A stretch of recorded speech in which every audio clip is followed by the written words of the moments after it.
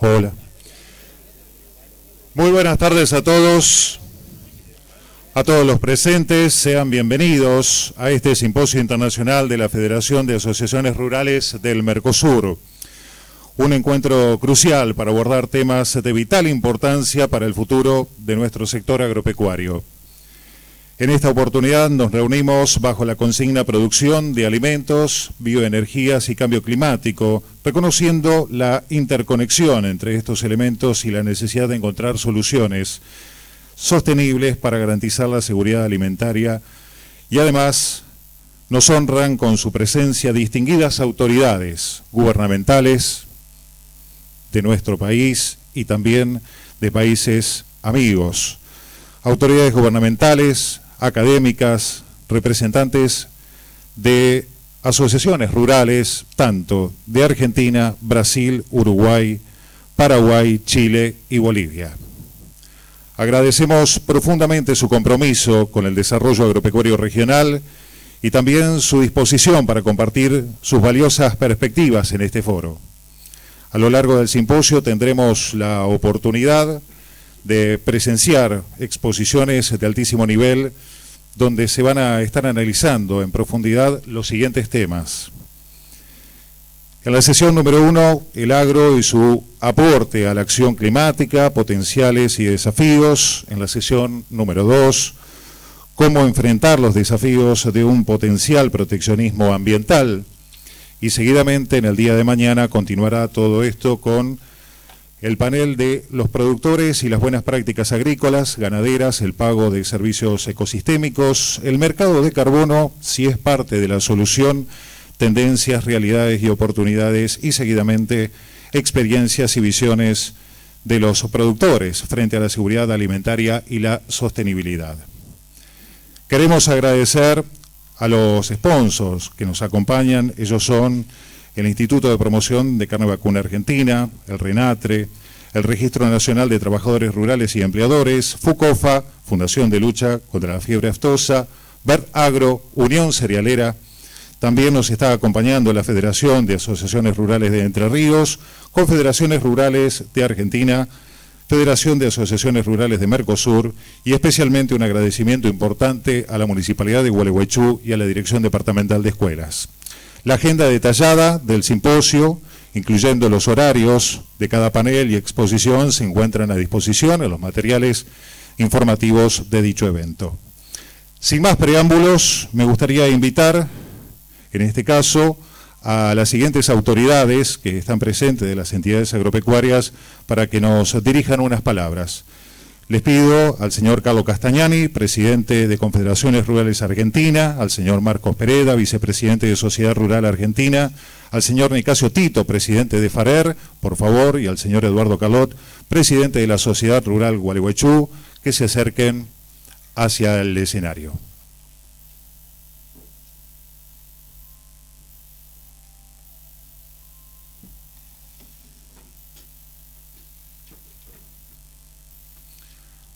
A continuación, le pedimos la palabra de bienvenida al señor Eduardo Calot, presidente de la Sociedad Rural Gualeguaychú.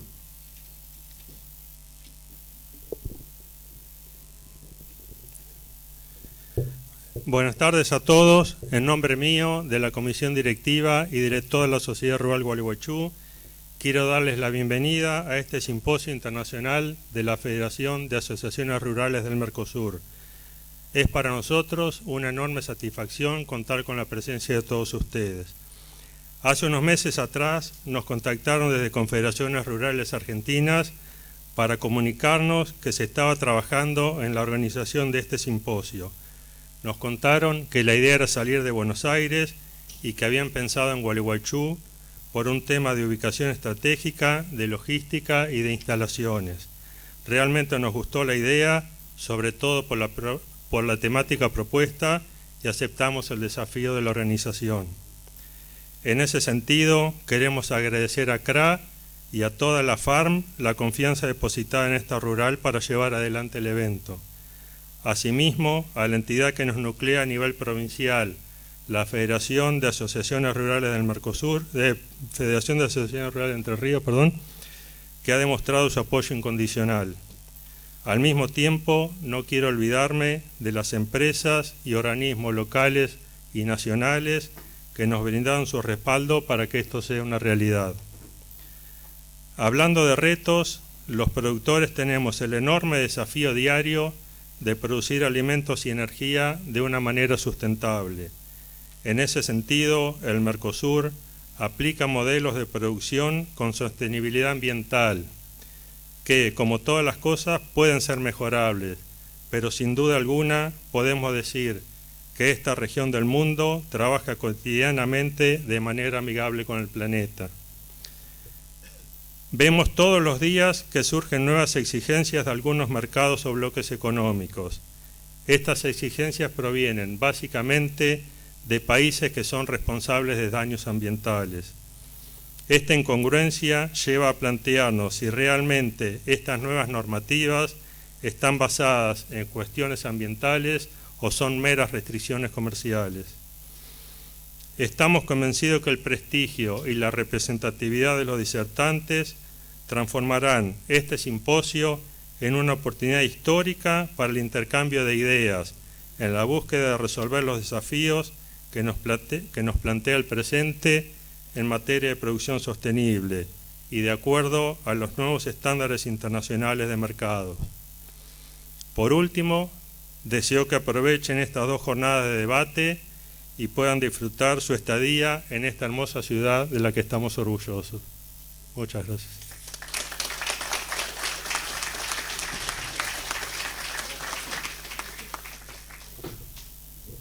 A continuación le pedimos a Nicasio Tito también que se dirija a los presentes para darles la bienvenida.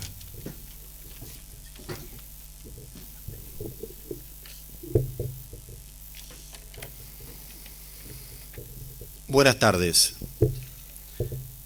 Celebro profundamente que hoy estemos aquí reunidos. Gracias a Dios por el compromiso de decir presentes en este evento que busca que los productores, expertos y funcionarios discutamos y hagamos luz sobre la producción agropecuaria en el medio ambiente como aliado.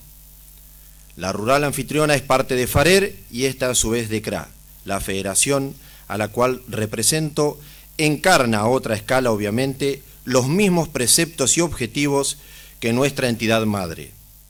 Representar y defender a los productores agropecuarios y a sus familias.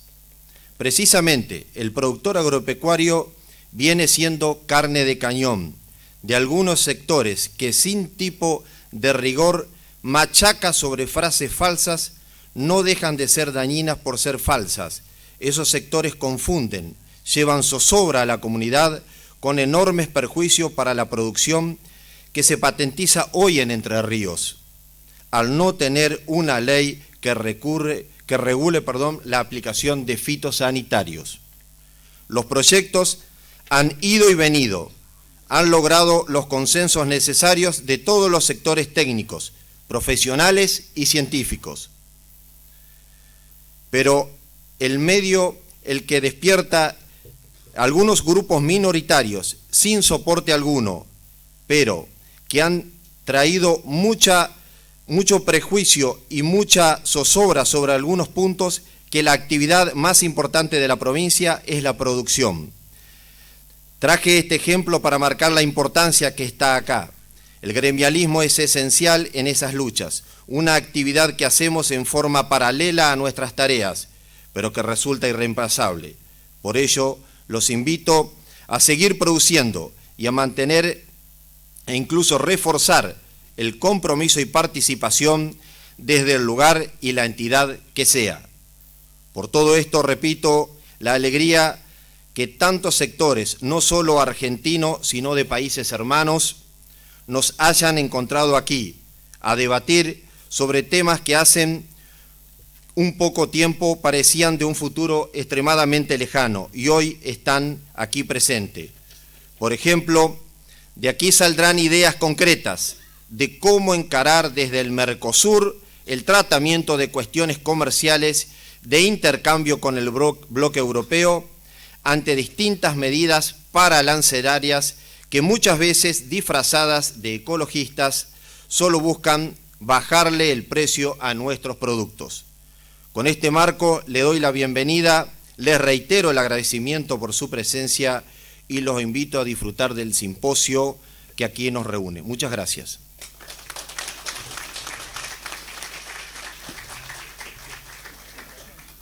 A continuación, invitamos al señor Marcos Pereda, vicepresidente de Sociedad Rural Argentina, a dirigirse a los presentes. Sí, ningún problema. Sí, podemos acá. Bueno, buenas tardes todos. Muy agradecido de esta participación y creo que es una excelente iniciativa. Espero que todos estén bien. Saludar a los distintos países, Chile, Paraguay, Uruguay.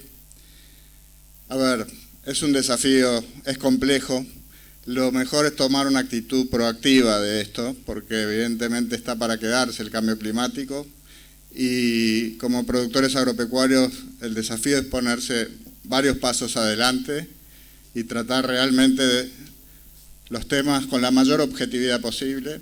Decimos internamente en Sociedad Rural, en nuestra Comisión de Sostenibilidad, que si pudiéramos medir y tener datos objetivos, entonces vamos a poder combatir mejor todas estas tendencias que a veces uno se enoja y trata desde un lado reactivo. Tenemos que ser proactivos, no reactivos.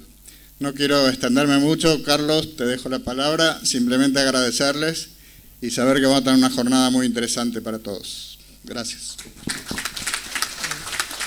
Gracias, Marco. Nos pidieron que seamos breves, así que, en nombre de Confederaciones Rurales Argentinas, antes que nada felicitar a los organizadores, al presidente de la Rural, de la Confederación. Realmente sabemos muy bien lo que cuesta y el tiempo que lleva a organizar un evento de esta característica.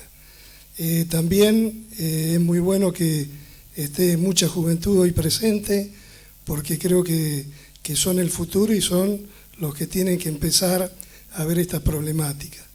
Gracias, secretario, por acompañarnos una vez más, presidente de las rurales, autoridades de entidades amigas, y yo creo que este es un lugar ideal y propicio porque nos acompañan amigos de otros países y creo que tenemos y componemos una región que es un potencial a nivel mundial. Tenemos que ayornarnos, tenemos que lograr un objetivo en común porque tenemos con qué hacerlo. Así que le damos la bienvenida y a disfrutar de este simposio. Muchas gracias.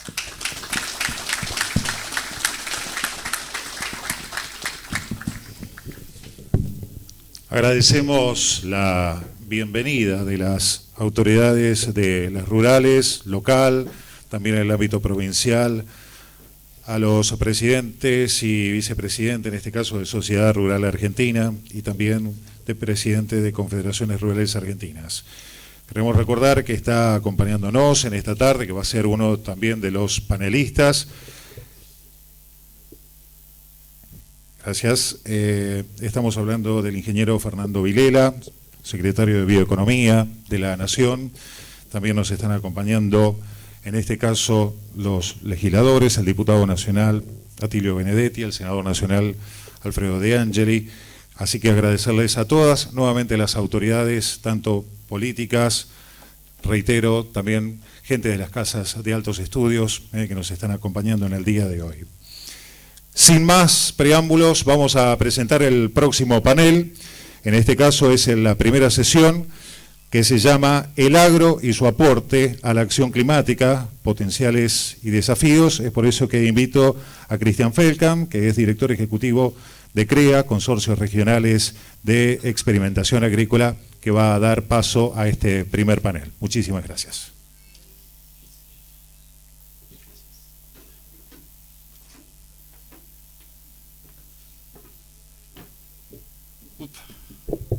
Tenemos el locutor más alto del Mercosur. Buenas tardes, muchas gracias. Muchísimas gracias a los organizadores por esta oportunidad de tocar un tema tan importante y generar este espacio de conversación, ¿no? Para tocar un tema tan estratégico como es la producción de alimentos, las bioenergías y el cambio climático. La oportunidad de hablar de temas estratégicos es la oportunidad de parar la pelota unas horas, dejar de pensar exactamente a la coyuntura y ver más allá de lo inmediato, y esto sin ninguna duda construye un largo plazo más sostenible. Como decían, mi nombre es Cristian Feldkamp, soy director ejecutivo de CREA, de Argentina. Probablemente acá me conocen más por ser el hijo de Cacho, el hermano de Walter, primo de Sergio, de José, y es la primera vez que me toca hablar a 5 minutos de mi casa. Para hablar en CREA de temas ambientales, es hablar de los desafíos que generaron la fundación de CREA. Nosotros tuvimos el origen por temas ambientales tranqueras adentro, intraprediales, pero con el correr del tiempo, esto ya pasó hace más de 60 años, con el correr del tiempo, los temas ambientales fueron más allá de nuestras tranqueras, se volvieron locales, se volvieron regionales, se volvieron globales, y dentro de esto está el cambio climático, que es uno de los temas que nos convoca y de los cuales vamos a hablar, y vamos a tener la oportunidad de tener especialistas que nos van a ilustrar sobre el tema. Les voy a dar un par de datos solamente para ilustrar la importancia del tema y por qué celebro que la Federación de Asociaciones Rurales del Mercosur esté convocando por esto. Hay un informe que se arma todos los años del Foro Económico Mundial. Este informe de riesgos globales está basado en una entrevista, una consulta que se hace a líderes globales académicos, políticos y empresarios, y fundamentalmente le preguntan cuáles son los principales riesgos del mundo en los próximos años y que tengan mayor impacto, ¿no? De probabilidad de ocurrencia e impacto. Y es interesante ver lo que viene ocurriendo a través de los últimos 10, 15 años, y es que los temas ambientales han subido en la prioridad, y de hecho el último informe, los 4 principales temas son justamente prioritarios, son ambientales. Eventos meteorológicos extremos es algo que nosotros estamos viviendo, ¿no? Y como región lo estamos sufriendo. Cambios críticos en los sistemas terrestres, pérdida de biodiversidad y colapso de ecosistemas, y el déficit de recursos naturales. Esto es lo que nos está diciendo el Foro Económico Mundial estos son los principales riesgos que tiene la economía mundial en los próximos 10 años. No es algo que estamos sufriendo solamente nosotros. Nosotros, como decía, tenemos una industria, una actividad que está expuesta permanentemente a todos esos avatares meteorológicos y que nos están impactando permanentemente, así que este cambio climático, que si bien hoy no es estadísticamente viable relacionar lo que está pasando en Brasil o lo que nos ha pasado en los últimos años en nuestras regiones con la seca, con la lluvia, etcétera, con las piedras, con el cambio climático, sí lo que nos han dicho los expertos en tema de cambio climático en los últimos años es que estos eventos extremos llegaron para ser cada vez más frecuentes e intensos. Así que tenemos un desafío gigante y cuando pensamos solamente Brasil, Argentina, Paraguay, Uruguay, nuestros países suman el 5% de las emisiones netas de gases de efecto invernadero a nivel global. Estos 4 países, el 5% de las emisiones, un poco más del 3% de la población, pero cuando hablamos de agro, no solamente hablamos de energía, también hablamos de alimentos, y la cuestión alimentaria y la inseguridad alimentaria en el mundo no se ha solucionado. El fin de la pobreza y el fin del hambre o el hambre cero son los 2 primeros de los 17 Objetivos de Desarrollo Sostenible de las Naciones Unidas, y estamos lejísimos de alcanzarlo y nosotros tenemos un rol fundamental en esto. Los últimos datos muestran que el 30% de la población mundial está con inseguridad alimentaria entre moderada y severa. Y nosotros tenemos que ser parte de la solución, necesariamente. Y para decir esto, y terminar de dar un par de datos para enfatizar la importancia, en conjunto estos 4 países producimos el 4% del trigo, producimos el 5% de la carne de cerdo, el 14% de la carne aviar, el 15% del maíz, más del 20% de la carne bovina y casi el 50% de la soja global. somos tremendamente importantes en términos de seguridad alimentaria a nivel global. Y en este panel nos van a acompañar 3 investigadores, más una persona extremadamente relevante del mundo agro de Brasil, que nos van a ilustrar un poquito sobre el aporte que podemos hacer como acción climática en el agro, los potenciales desafíos. Voy a invitarlos a subir y les voy a leer un poquito el currículum de cada uno de ellos. Lo invito a José Paruelo. José Paruelo es investigador principal referente de INIA, el Instituto Nacional de Investigaciones Agropecuarias de Uruguay. Es profesor titular de la Facultad de Agronomía de la Universidad de Buenos Aires y de la Facultad de Ciencias de la Universidad de la República de Uruguay. Es investigador superior de CONICET. Es miembro del Sistema Nacional de Investigadores de Uruguay, en nivel 3. Tuvo el premio Scopus, el CIBIER, que es de las publicaciones más relevantes y más citadas a nivel mundial. Es diploma al mérito por CONEX. Es miembro de la Academia Nacional de Ciencias de Argentina. Y no menos importante, es carpintero, nanoagricultor, es hincha de Huracán, porque los pincharratas sabemos que nadie es perfecto, así que está bien, y es de Parque Patricios. También voy a invitar a Pedro Caballero. Pedro es técnico del Instituto Paraguayo de Tecnología Agraria, es ingeniero agrónomo, máster en genética y mejoramiento de plantas, es director del programa de investigación forestal y recursos naturales del IPTA, y es referente del IPTA para el Comité Técnico de Promoción de la Producción Orgánica, de la Comisión de Buenas Prácticas de Producción y de todos los proyectos financiados por Euroclima y Fontagro.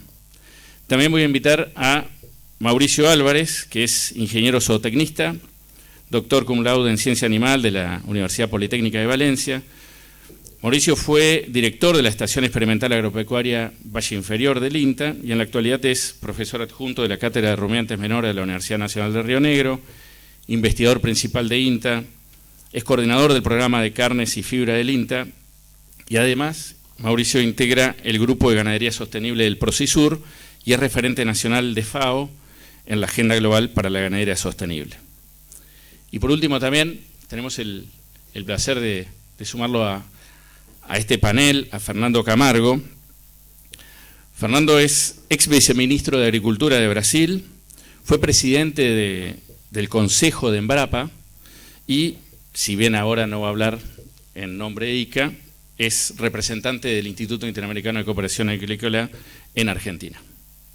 Así que la dinámica ahora, vamos a tener unas presentaciones de unos 15-20 minutos, yo voy a actuar de malo, indicándole 5 minutos antes, ese es el rol que me dieron acá los amigos, y después vamos a tener un intercambio con preguntas para ver qué aportes hacemos desde el agro a la acción climática. Gracias. José, ¿querés desde ahí? ¿Dónde? Buenísimo.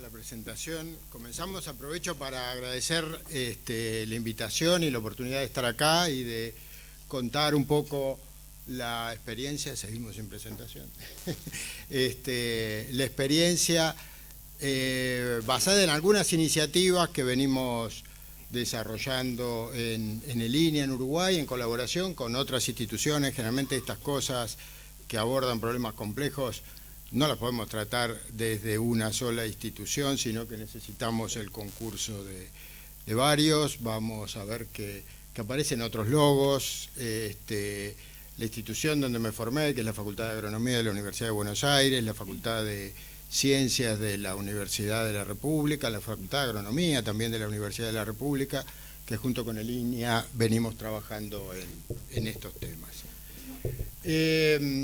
No, perdón. No era esa, cargaron otra presentación. Tengo la anterior. Sí, pon la anterior, dale. Estaba interesante también esa, sí. Pero había preparado una específicamente, así que solemos hacer eso, ¿no? De reciclar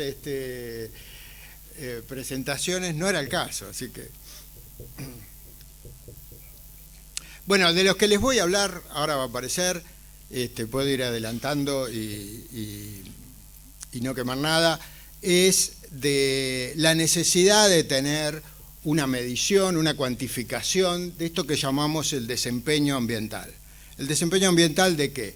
De una unidad territorial, que puede ser un potrero, que puede ser un predio, que puede ser una cuenca, un departamento, un partido de alguno de nuestros países. ¿Por qué es esto importante? Porque del desempeño ambiental depende en buena medida la magnitud, la posibilidad de revertir algunos de los problemas estos que a mí me gusta involucrar dentro de este rótulo de cambios globales, no solamente climáticos. Los cambios globales incluyen a los climáticos, pero también tienen que ver con los cambios en la biodiversidad, con la integridad de los ecosistemas, con la pérdida, la disminución de la oferta de servicios ecosistémicos. Ahora sí. Y ahora tengo que ver cómo esto pasa. Ahí está. Bueno, entonces, el cambio climático es una de esas dimensiones que nos preocupan. El desempeño ambiental es una medida de la sostenibilidad de esos sistemas. Medir la sostenibilidad es un problema. Es un problema porque es muy difícil establecer un valor absoluto para ese concepto. O sea, en última instancia, si nos ponemos un poco exquisitos, nada es sostenible y todo lo puede ser según la escala de tiempo que consideremos. Una posibilidad es que nosotros no miremos la sostenibilidad en términos absolutos, es o no es sostenible, sino que lo pensemos en términos relativos. El sistema se está transformando en algo más sostenible, en relación con otros sistemas con los que nos comparamos, es más o menos sostenible. El delta de sostenibilidad pasa a ser un componente importante en la cuantificación y en tornar operativo el concepto. Para eso, una cosa importante es vincularlo con otro concepto al cual se asocian muchas de las métricas que vamos a recurrir, que es el de servicios ecosistémicos. Veamos a la sostenibilidad como un cambio en la oferta de servicios ecosistémicos. ¿Qué son los servicios ecosistémicos? Los procesos y las estructuras de los ecosistemas de los cuales nosotros derivamos valor, bienestar como humanos.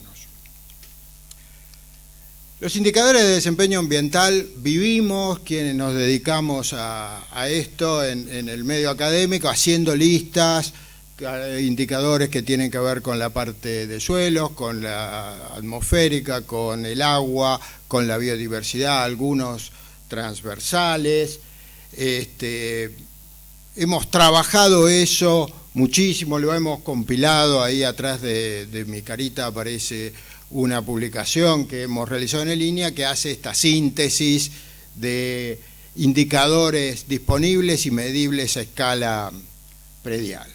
¿Qué tienen que tener esos indicadores para tornarlos operativos? El primer punto que identificamos es la solidez conceptual. O sea, tiene que tener una base en la teoría ecológica, en la práctica agronómica, sólidamente fundada. ¿Cómo construimos esa solidez? Generalmente lo hacemos a través de artículos científicos en donde explicamos, fundamentamos, argumentamos, presentamos evidencia y la sometemos a la revisión por parte del resto de la comunidad científica. Pero eso no nos alcanza. Tenemos que construir en torno de esos indicadores un soporte técnico y científico muy sólido, a nivel local y a nivel global. ¿Qué implica esto? Desarrollar protocolos para medirlo, establecer cuáles son las bases de datos desde las cuales vamos a derivar esas métricas y documentar eso en publicaciones a nivel internacional, porque fíjense que esta demanda de sostenibilidad nos trasciende, como decía Cristian antes, ya no es tranqueras adentro, sino que adquiere una característica global. Tiene que tener una evaluación técnica este indicador. Y acá quería rescatar dos, después a lo mejor en las preguntas profundizamos más, dos iniciativas en Uruguay que a mí me resultan muy valiosas. Una es una iniciativa que estaba basada en el Ministerio o promovida por el Ministerio de Ambiente y el Ministerio de Ganadería, y en la que participó mi institución, el INEA, pero también el INAC, el Instituto Nacional de la Carne y el de la Leche, y el resto del sistema científico-técnico vinculado al sector agropecuario, la Facultad de Agronomía, la Facultad de Ciencias también, y que a través de esa iniciativa, la huella ambiental ganadera, acordaron, a partir de la evaluación de los indicadores propuestos desde el sector académico, una serie de métricas con las cuales cuantificar la huella ambiental del sector ganadero. Y la otra iniciativa, que es una iniciativa de INEA, es la de certificación de tecnologías. En este caso, los indicadores son una tecnología que se pone a disposición del público y que sufre un proceso de evaluación por parte de técnicos del sector académico, del sector público y del sector privado, para ver si eso constituye algo que tiene una entidad suficiente como para poder sacar afuera. Y la última etapa, también atrás mío, en esa última etapa aparecen los usuarios, o sea, la validez, la importancia, la trascendencia que puede tener cualquiera de estos indicadores se resuelve en esta última instancia, en qué medida se adoptan, se aplican y proveen soluciones a las demandas que tienen los usuarios, a través de un proceso de legitimación y evaluación. En última instancia, en qué medida eso puede generar una diferenciación de productos, certificaciones, tipificaciones, en fin, cualquiera de esas situaciones. Este proceso es un proceso de ida y vuelta, o sea, no tiene una sola dirección. A partir de la experiencia de los usuarios se modifican protocolos, se cambia la evaluación y se reconstruye esa solidez conceptual de los indicadores. Como les decía, hay un montón de estos indicadores, nos abruman y decidir cuáles usar es un problema, es toda una discusión. ¿Qué elementos intervienen en esa discusión? O sea, ¿en qué nos basamos para terminar decidiendo cuáles de estos indicadores o métricas a usar? El vínculo que efectivamente tienen con la sostenibilidad, con el cambio en la oferta de servicios ecosistémicos, ¿en qué medida han sido protocolizados? O sea, existe una guía como para aplicarlos de manera repetida y consistente en distintas situaciones y a través del tiempo. Tienen que incluir dimensiones relevantes, tienen que incluir cuestiones vinculadas con el balance de emisiones de carbono y eventualmente de otros gases con efecto invernadero, con la dinámica del agua, con la biodiversidad, con la conservación del suelo y con la ecotoxicidad que pueden tener distintos sistemas a partir de las aplicaciones que en ellos se realizan.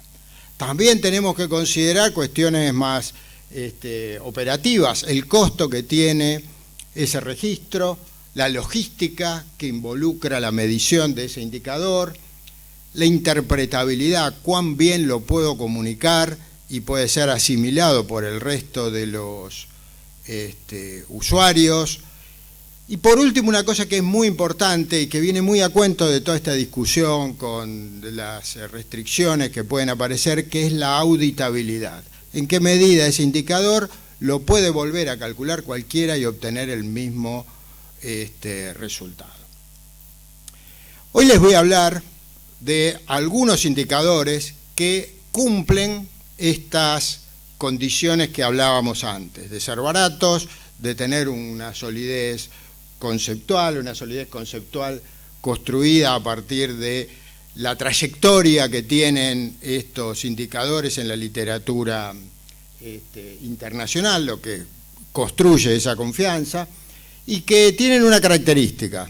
Hablamos de indicadores sinópticos porque dan una visión global de todo el territorio, en este caso de todo Uruguay, están basados en modelos que son conceptuales, de simulación o correlativos, y que tienen un aporte muy fuerte de información provista por sensores remotos, por satélites.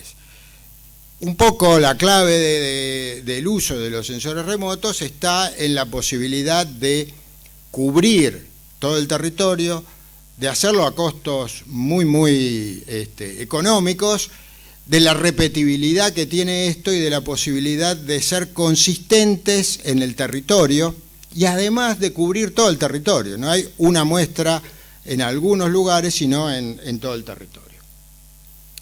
Estos son justamente indicadores que siguieron esos pasos de evaluación técnica a partir de la huella ambiental y de la certificación de tecnologías. Acá aparecen esos 7 indicadores de los que les voy a hablar ahora con algún detalle, se los adelanto. Había con esto posibilidad de... Bueno, no me voy a jugar a poner el puntero porque voy a apagar otra cosa.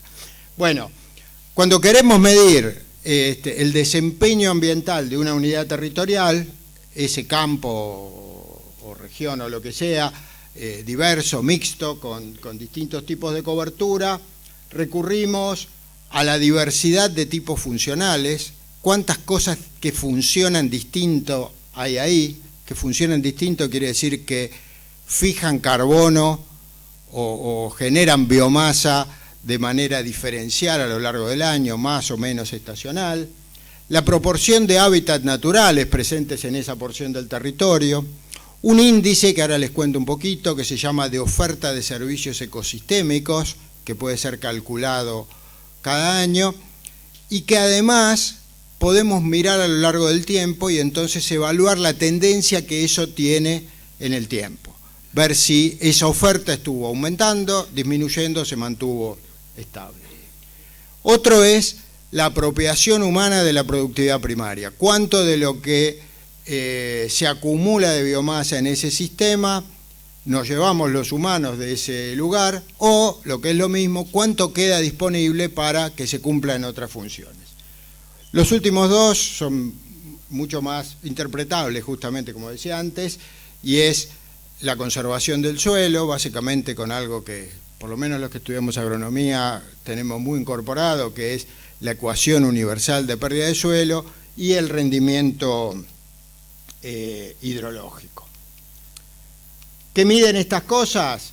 Cuestiones relacionadas con el balance de carbono, cuestiones relacionadas con la diversidad y la preservación de hábitat, cuestiones relacionadas con la conservación y el uso del suelo y con la dinámica del agua. Hago una pasada breve por estos indicadores, la proporción de hábitats naturales, y ahí menciono una iniciativa que capaz que después, si quieren hablamos después, que es MapBiomas, que es una iniciativa de generación de bases de datos a partir de sensores remotos que proveen insumos críticos para cuantificar la sostenibilidad de los sistemas agropecuarios y de los naturales. Después hablamos más. Es una iniciativa que involucra a Brasil, a Paraguay, a Argentina, a Uruguay, también a Colombia, a Chile, o sea, es bien sudamericana.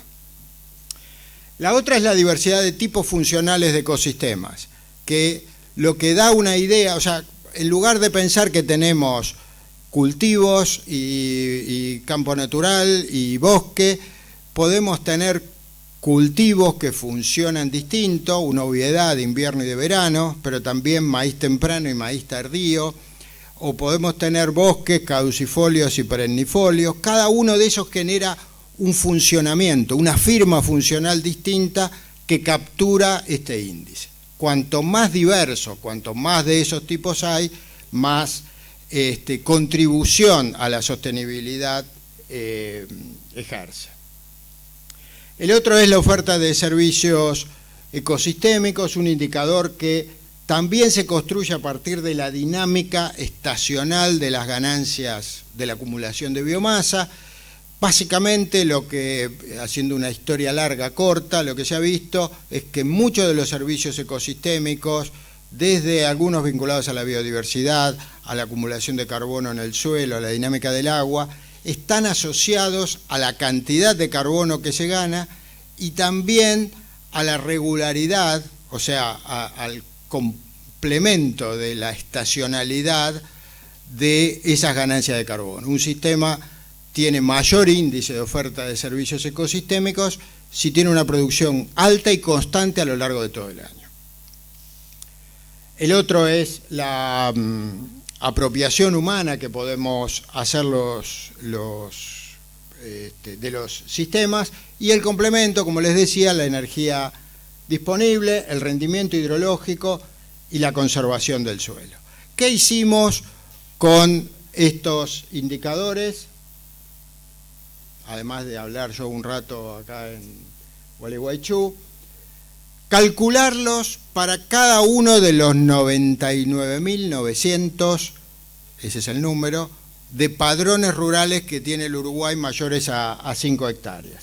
Este ejemplo muestra en aquellos paneles de allá los 7 paneles que corresponden a cada uno de esos 7 indicadores, y aparecen 2 padrones rurales vecinos, cercanos uno del otro, que tienen en algunos casos valores similares, fíjense que son rojos los dos, pero en otros casos difieren, tienen distintos colores que representan el valor.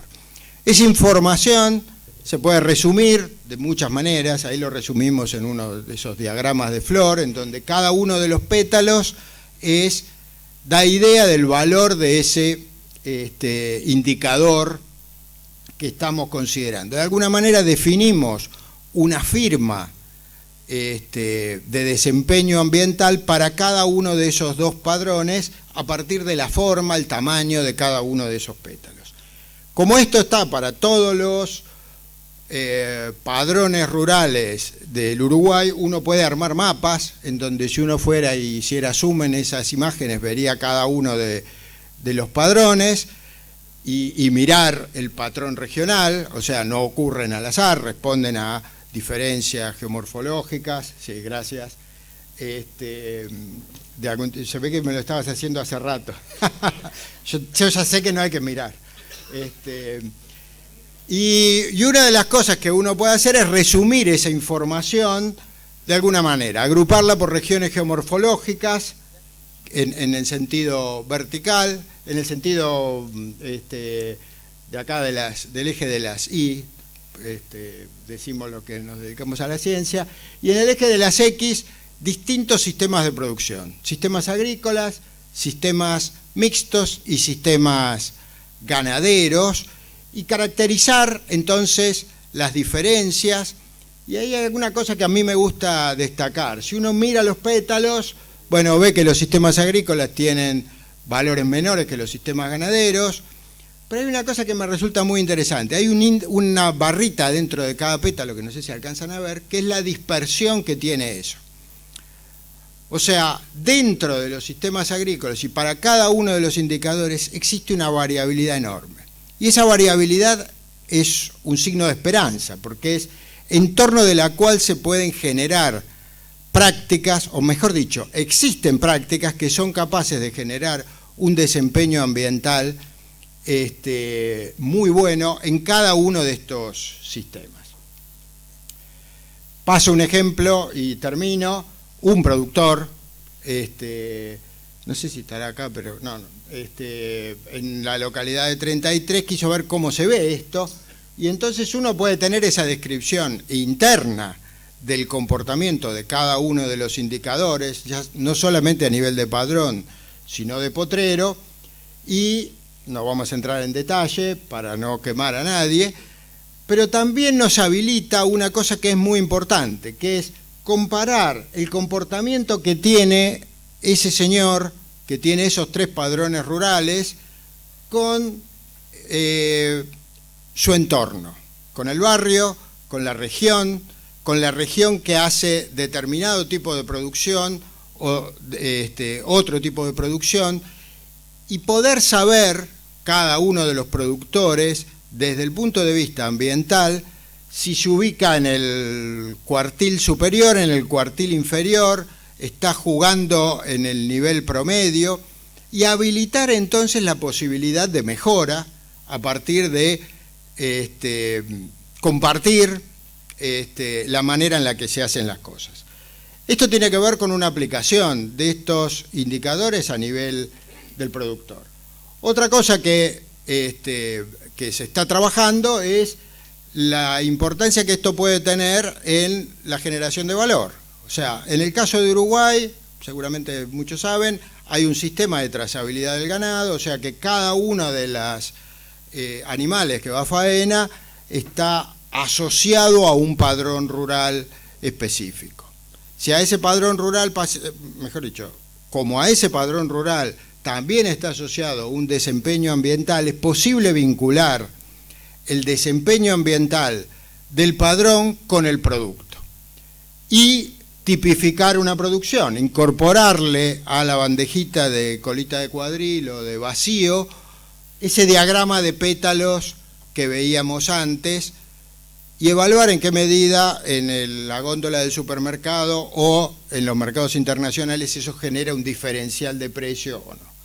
Me está mirando muy feo, Cristian, entonces voy a suspender por acá y agradecerles por la atención.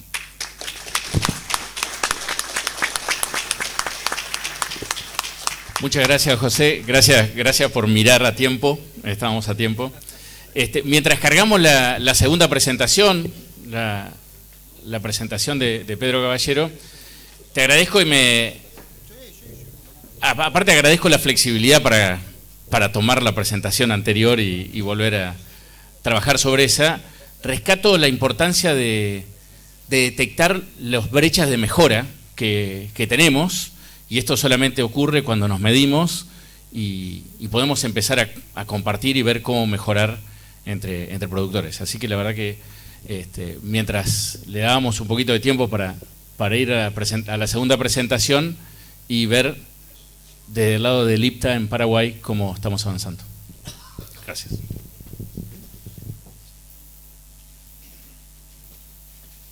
Un poquito de suspenso.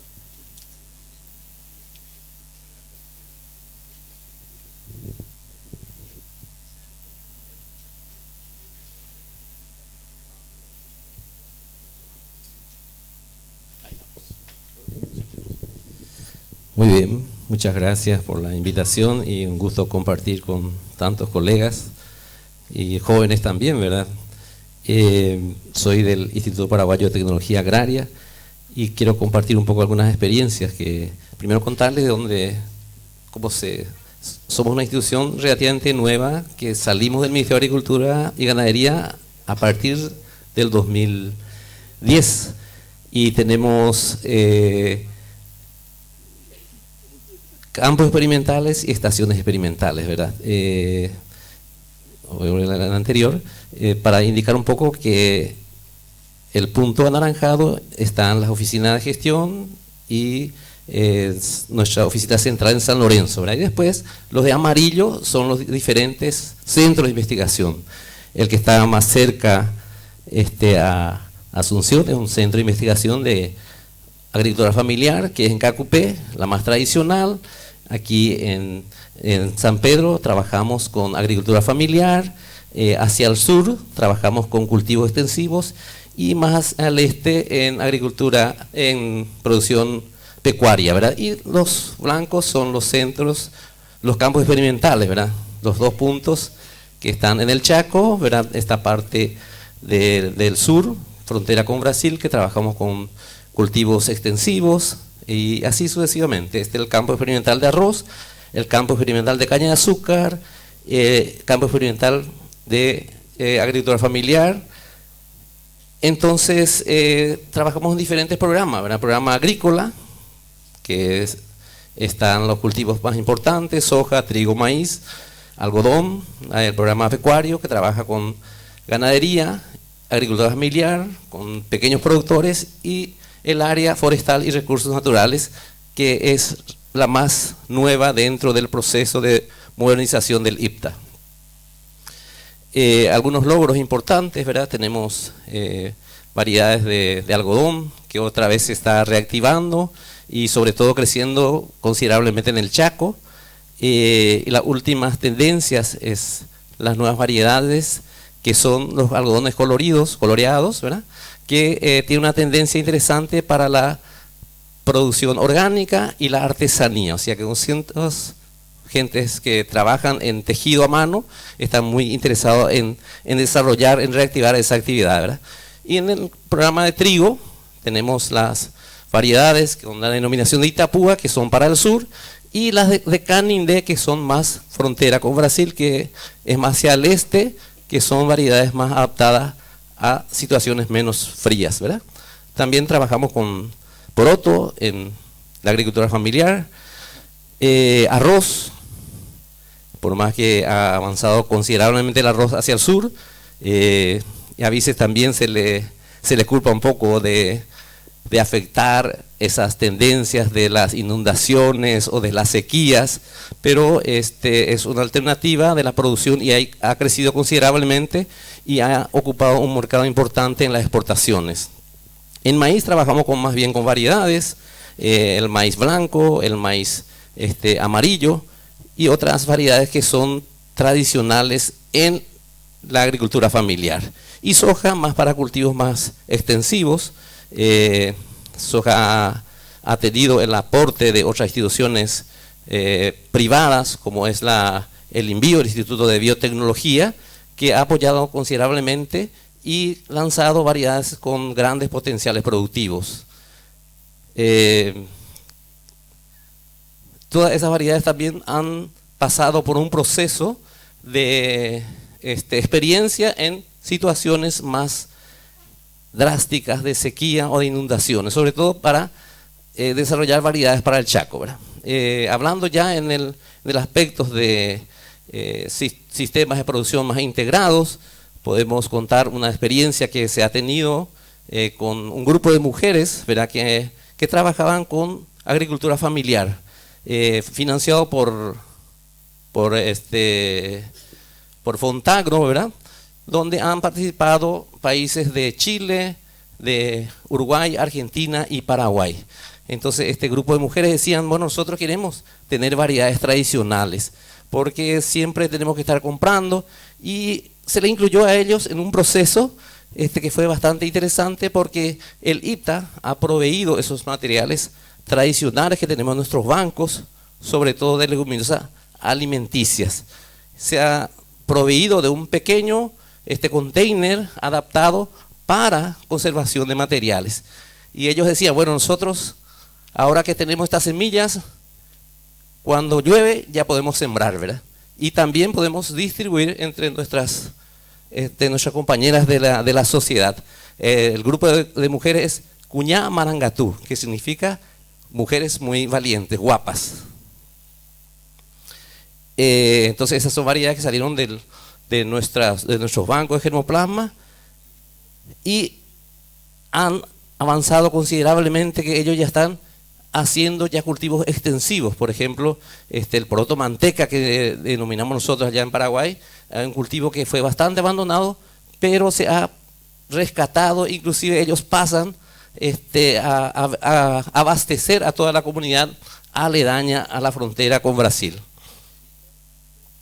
Este mismo comité ha recibido plantas de eucaliptos, ¿verdad? Y bueno, le dijimos, ¿y por qué no cultivan las otras especies? ¿Y por qué no tenemos?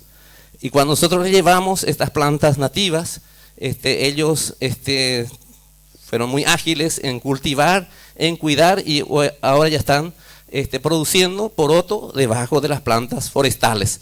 Entonces han valorado y tomado esa iniciativa, que ahora ya quieren hacer vivero con jóvenes para volver a rescatar esa especie que a veces perdemos un poco, ¿verdad? Con el avance de otras alternativas de producción, ¿verdad? Comentarle un poco de algunos trabajos que también hemos participado con el INTA, por iniciativa del INTA, ¿verdad? Con Nativa de Bolivia, Embrapa de Brasil, en un proyecto de Euroclima, financiado por Euroclima para el Chaco, sobre manejo y restauración de bosque en entornos productivos. Realmente nos tocó un poco una parte de la pandemia, ¿verdad?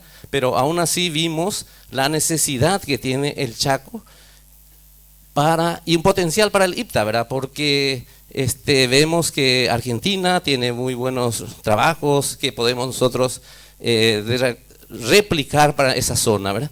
Otro sistema de producción sostenible en ganados menores, que también financiado por Fontagro. Ese primer proyecto que le habíamos comentado, ¿verdad?, que financió Euroclima, se habían hecho 3 sitios pilotos en Paraguay.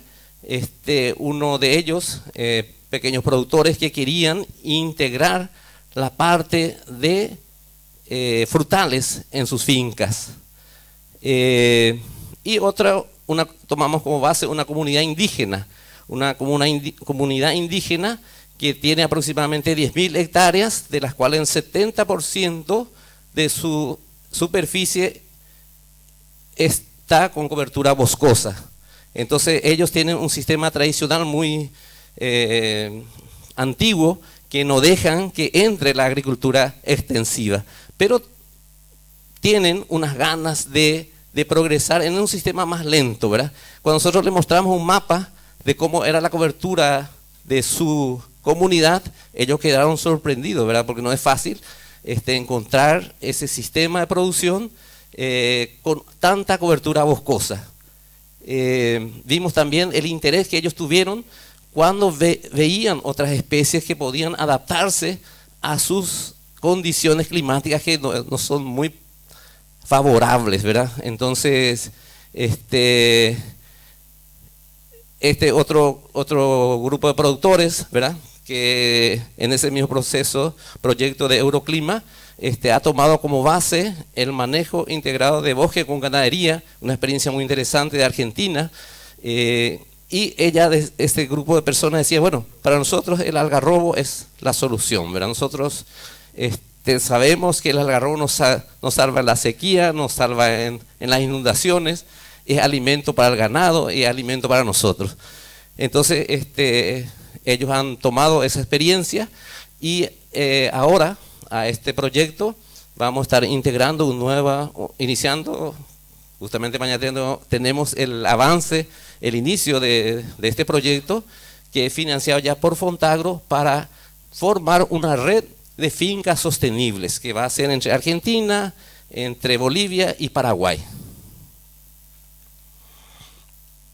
Hay otros trabajos también que fuimos realizando sobre identificación de leguminosas forrajeras, caracterización física y química de suelos bajo sistema de pasturas naturales y cultivadas en la región, financiado a través del Procisur, ¿verdad? Que Procisur es un convenio que se tiene a través del ICA en programa de investigación de países del Cono Sur, ¿verdad? Y también se trabaja un poco en la parte de bovino de carne, tratando de rescatar una raza de pampa chaqueña, que de este trayecto estábamos viendo con el compañero. Bueno, aquí ellos tienen bastante, ¿verdad? Consideramos una raza muy rústica que se ha perdido un poco en Paraguay, ¿verdad? Y otros sistemas de producción también que se ha hecho con Fontagro en sitios pilotos para tecnologías avanzadas. Otros sistemas de producción, caracterización de recursos suelo, físico y químico en sistemas de producción de agricultura familiar, investigación para mejorar la fertilidad del suelo con la tecnología transformación, un proyecto financiado por el gobierno coreano. Entonces hay muchos productores de cerdos, de vacas y de gallinas, ¿verdad?, que a veces la producción, los excrementos son restos que no saben qué hacer, ¿verdad? Entonces este proyecto ayudó un poco a dar esa utilidad a los desechos de las producciones, ¿verdad? Como saben, Paraguay también es un país muy importante en el área de producción de caña de azúcar orgánica. Entonces esto ha sido una factibilidad para incorporar en el proceso productivo. Y después también un estudio sobre calidad biológica de suelo para cultivo de soja con análisis de carbono, nitrógeno, para ver el potencial productivo de los suelos. Como dijimos, es muy interesante la visión que tiene la gente del Chaco, la gente, podemos decir indígena, ¿verdad? Que son pobladores tradicionales, que cuando ellos ven una planta sienten una necesidad imperiosa de cultivar, de tener esa posibilidad que a veces no tienen porque no tienen un sistema de riego, porque no tienen conocimientos. Entonces nosotros a través del proyecto de Euroclima conseguimos acercarles, enseñarles un poco a cultivar y mostrarles también esa experiencia de esa gente que trabajaba en el centro de producción de especies nativas. Entonces cuando veíamos esta gente que caminaban 5 o 6 kilómetros y llevaban sus plantas con el brazo, es impresionante, ¿verdad? Porque ellos tienen esa necesidad y ese interés de difundir y de cultivar. Tienen un valor impresionante en la conservación de los bosques, de utilizar sus especies nativas. Y aquí podemos ver que el algarrobo a veces puede ser un lugar para cobijarse del sol fuerte, y ellos también hacen un montón de productos, tanto para animales como para consumo local. Entonces eso es básicamente lo que yo quería compartir con ustedes, esta experiencia que hemos tenido con el IPTA, sobre todo en pequeños productores. Muchas gracias. Muchísimas gracias, muchas gracias, Pedro. La verdad que es muy interesante percibir que la cuestión de cambio climático, como decíamos, no es solamente un tema de mitigación y un tema de información al consumidor y de disponibilización, sino también de disponibilización de las tecnologías para los productores, y que esa disponibilización primero tiene que ser local y tiene que ser adaptada a las diferentes escalas, y esto es lo que nos ilustraba. Ahora lo vamos a tener a Mauricio, nos va a hablar de la aproximación de INTA. Mauricio tiene una incontinencia para caminar mientras habla, así que para que no sea peligroso, yo recomendaría que vayas por allá abajo, porque van a estar las cámaras filmando y no sea cosa que se nos venga abajo en la presentación.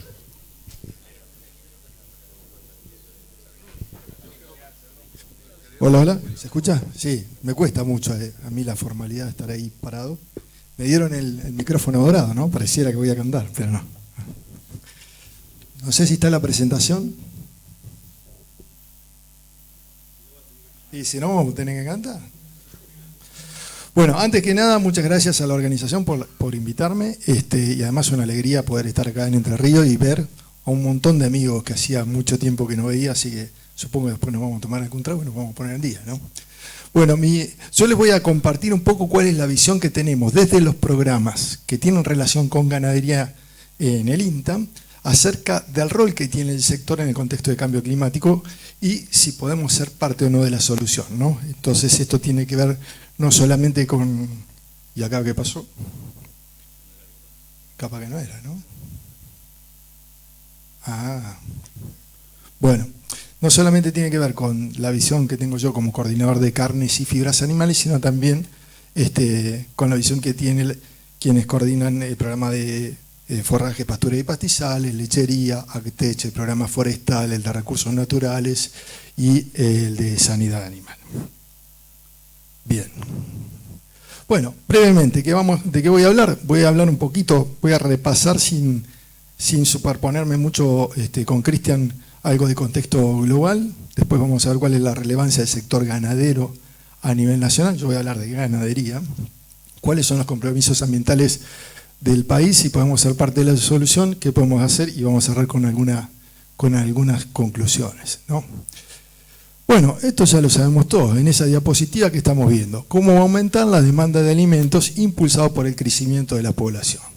Y en el sector específico de la carne, lo que sabemos que, bueno, se está tardando en recuperarse del brote de peste porcina africana, que la demanda de carne va a crecer, que se van a necesitar aproximadamente unos 47 millones de toneladas adicionales de carne, y que, bueno, vamos a tener que responder en consecuencia, pero bueno, que en los países de altos ingresos estamos hablando de un mercado que está maduro. A ver, me voy a poner por acá. Que está maduro. ¿Qué quiere decir? Eso, que para ganar espacio hay que desplazar a alguien más, ¿no? Y lo otro que sabemos es que los precios por ahí no van a volver a ser los de antes, pero se van a mantener altos. Ese es un poco el escenario global. Un condimento adicional es que por primera vez la producción de pescado de cultivo supera la de captura y que la tasa de crecimiento del consumo de pescado a nivel global supera la tasa de crecimiento de cualquier otro alimento de origen animal. Ahora, hasta ahí eran buenas noticias. ¿Por qué? Y porque el mundo va a demandar lo que nosotros producimos. Ahora, también en esa escena global aparece esto. Aparece la visión de la ganadería como problema. Hoy lo dijeron algunas de las autoridades en la apertura del simposio. Nos achacan un rol relevante en la contribución al cambio climático por las emisiones de gases con efecto invernadero. Eso está mezclado también con aspectos que tienen que ver con el bienestar animal, y hay mucho grado de activismo ambiental en torno a estos temas. Y acá hay que tener en claro una cosa: estas organizaciones de activismo ambiental hablan con los gobiernos, hablan con los productores, pero finalmente terminan mandando mensajes a los consumidores. ¿Por qué? Porque tienen muy en claro que si el que te compra te dice, si vos no haces esto, no te compro más, la discusión se acabó. Y entonces tienen muy en claro que el que está al final de la cadena ordena para atrás con el poder y con la decisión de compra lo que está pasando en la cadena. El mercado tomó nota de esto, no es que no tomó nota de esto. Claro, y empezó a responder.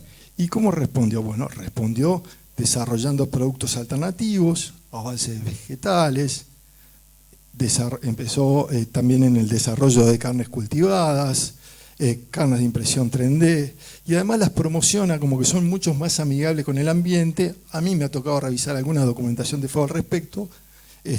Claro, no consideran todos los costes ambientales de lo que implica producir los reactivos, las fábricas, etc. Pero hacen un gran poder de lobby. Y, curiosidad, detrás de algunos de estos emprendimientos hay industrias frigoríficas, por ejemplo, de Estados Unidos, que están anticipando posibles escenarios de conflicto. ¿Cómo responde el mercado también? Bueno, esto ya no es una escena del futuro, es una escena del presente.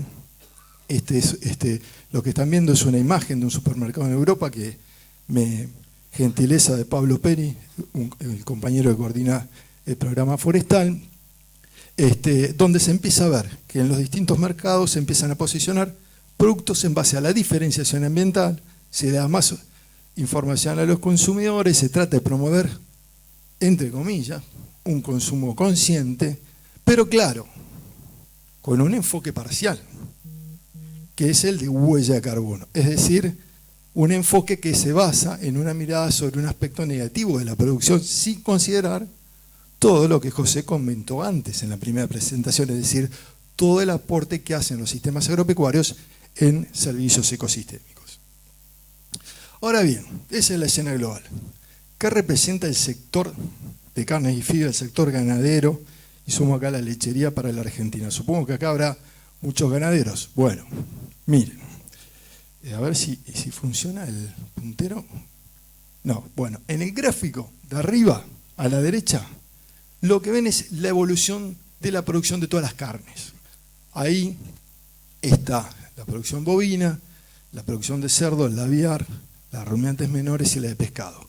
Pasamos en la última década de más de 5 millones de toneladas a cerca de 7. ¿Y eso qué posibilitó? Entre otras cosas, que los argentinos pudiéramos sostener consumos de carne de más de 110 kilos por habitante por año. Claro, cambia la composición del consumo. Estamos comiendo un poquito menos de carne de vaca, crece el consumo de carne de cerdo, crece el consumo de carne aviar, que no sé dónde tiene el techo, porque siempre decimos no, llegó a su techo, pero lo volvemos a perforar. Y lo otro muy importante es que hacen un gran aporte en su conjunto al ingreso de divisas y a la generación de empleo. Generan casi 1 millón de empleos, y si nosotros sumamos el aporte en ingreso de divisas de todos esos sectores, y estoy incluyendo la pesca y la acuicultura, porque a no ser que el pescado esté hecho de lechuga, sigue siendo carne, genera más de 8.000 millones de dólares. Por ahí, si actualizamos con el último año, serán 7.500, y ahí le voy a pedir prestada una frase al secretario de Bioeconomía: Ahí tenemos la vaca viva, pero tenemos el cerdo vivo, tenemos la oveja viva, tenemos la vaca lechera viva. Están todos ahí. ¿Saben cuánto es el ingreso de divisas por el sector de hidrocarburos?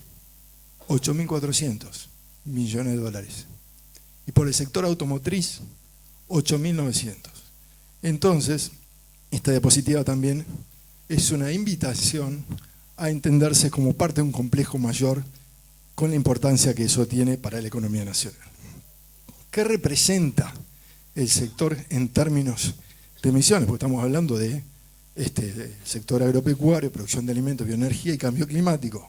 Bueno, estos son los datos del último inventario nacional.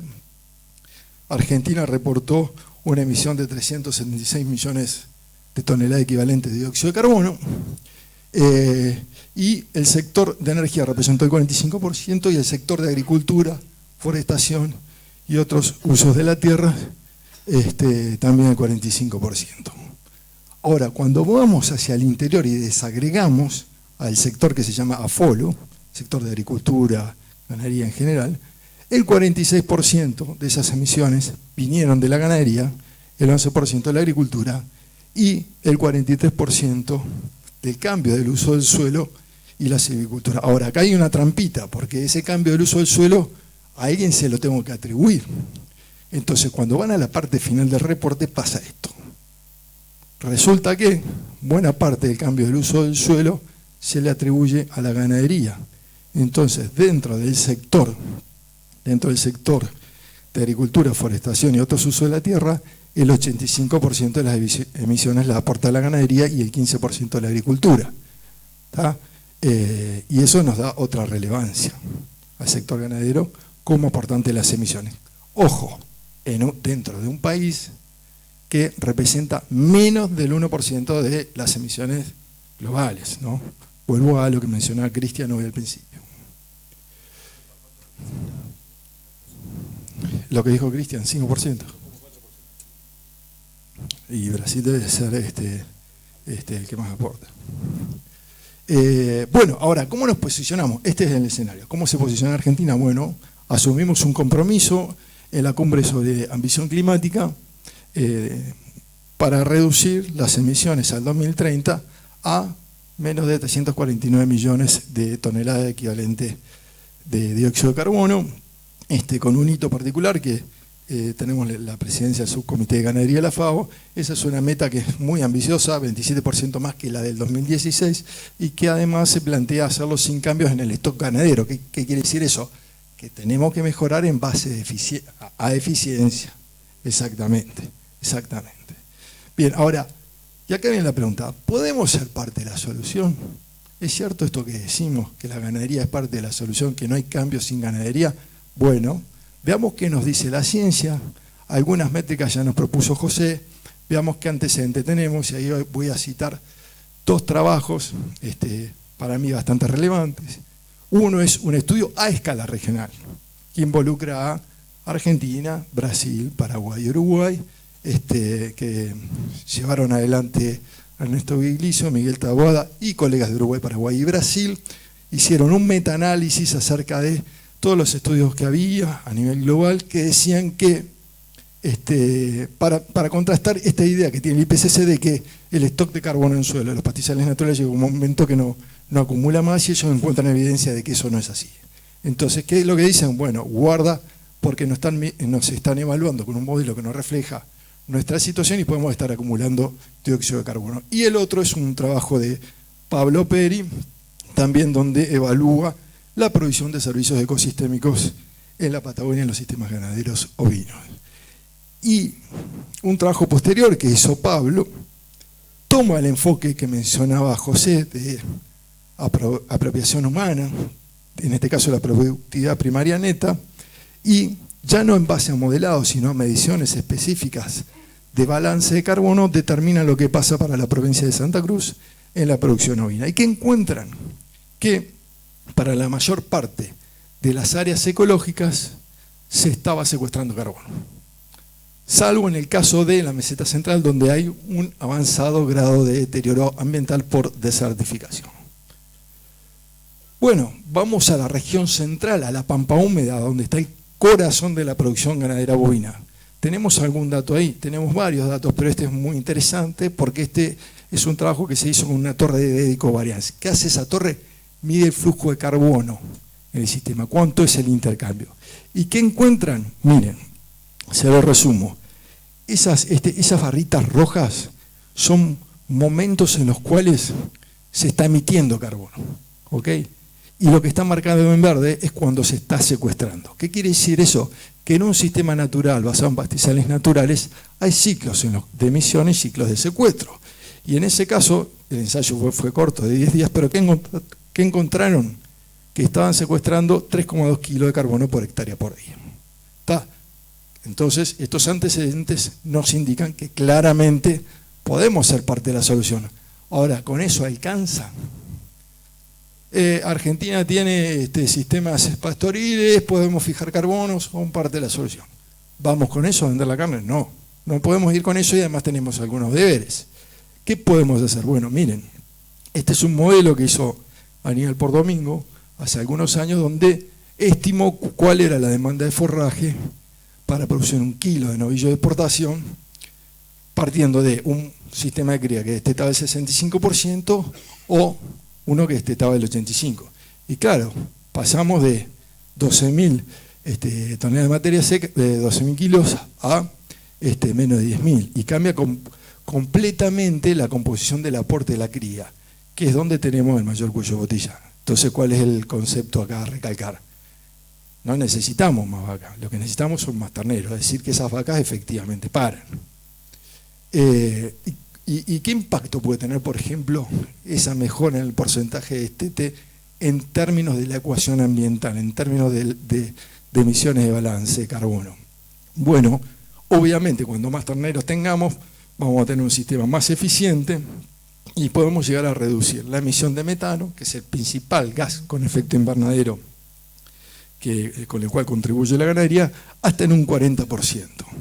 Y además, si logramos concentrar la aparición en lo que sería la cabeza, podemos incrementar esa mejora sensiblemente, ¿no? ¿Qué implica eso? Por ejemplo, IATF, ¿no? Eso lo podríamos lograr tranquilamente, obviamente con vacas en buen estado, con una carga ajustada, y después podríamos concentrar apariciones con IATF. Es otro ejemplo interesante, es algo que están haciendo productores, colegas de ustedes en la zona de Olavarría, que están trabajando junto con un compañero, Pablo Recabarren, en la Mesa de Innovación Ganadera. Ellos primero lo que hicieron fue estimar cuál era el punto de partida, cómo estaban posicionados en huella de carbono, les dio algo más de 21 kilogramos de dióxido de carbono equivalente por kilo de peso vivo, que es un poco la métrica que se usa para medir la intensidad, y después lo que hicieron fue compararlo con distintos sistemas que ellos mismos están implementando de cría más recría o ciclo completo. Y obviamente bajó considerablemente esa huella de casi un 25%, ¿no? De algo más de 21 a 16. Bueno, ya vamos terminando. Otra cosa que podemos hacer es trabajar en selección para eficiencia de conversión, a partir de lo que es el consumo residual y vincular eso, por ejemplo, con los programas de mejoramiento genético de las principales razas para trabajar en selección genómica, algo que estamos haciendo en distintos lugares del país con las principales razas ganaderas. Ahora, además de hacer las cosas bien, después lo otro que tenemos que hacer es medirlo y acreditarlo, ¿no? Y este es un ejemplo bastante interesante de un establecimiento, San Esteban, que generó la primera declaración ambiental de producto del kilo vivo. En la tranquera le dio muy bien, de hecho cuando lo transforman en 1 kilo de carne deshuesada exportado, le da un balance, le da que están fijando carbono.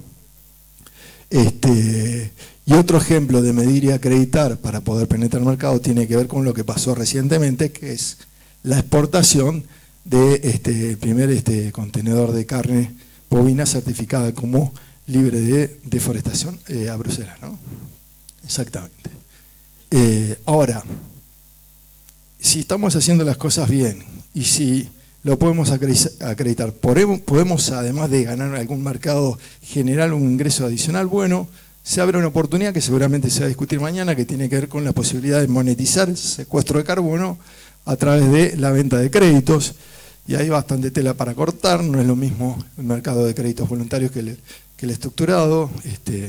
Uno paga el crédito como 10 veces más que el otro, por ejemplo, y en Argentina tendríamos bastante posibilidad de compensar entre sectores, con lo cual desarrollar un mercado nacional que nos permita compensar entre empresas energéticas y ganadería sería, la verdad, fantástico. Y algo no menor es tratar de comunicar e informar al resto, ¿no? Hay mucho ruido, hay mucho ruido. Ese que ven ahí es Bernardo Cané, que fue presidente del SENASA. Ahí se estaba peleando con veganos y le estaba tratando de explicar lo que somos como sector. Y se iba al paper de Biliso. Bueno, no. ¿Por qué? Porque no lo va a entender. No lo iban a entender los que están ahí. Entonces tenemos que tener una estrategia comunicacional adecuada, con un mensaje muy claro, y le tenemos que hablar al otro. Porque acá yo los miro a ustedes y todos me hacen. Nos ponemos de acuerdo rápido.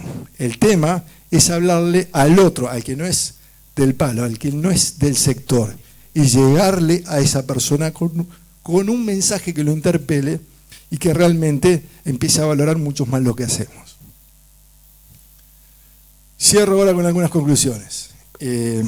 Bueno, la demanda de alimentos sigue incrementándose, el mundo quiere lo que nosotros producimos y obviamente la ganadería es uno de los sectores más relevantes para la economía nacional, y yo diría tal vez una de las producciones más federales. Está desde la puna hasta Ushuaia. Hay que responder a esa demanda, podemos hacerlo, producir más es una meta irrenunciable, ahora lo tenemos que hacer de una manera ética y sustentable. Hay un mercado de carne a nivel global que es maduro, especialmente los que pagan más. No es lo mismo vender la tonelada a $3.000 que a 10.000, y ahí hay que ganar espacio desplazando a otro, y mucho de lo que está pasando es que eso se hace en base a diferenciación ambiental y que están creciendo las regulaciones comerciales de este tipo, ¿no? Los modelos que utilizan para valorar la sustentabilidad de nuestros sistemas, especialmente los de emisiones, no están reflejando la situación real que tenemos, ¿no?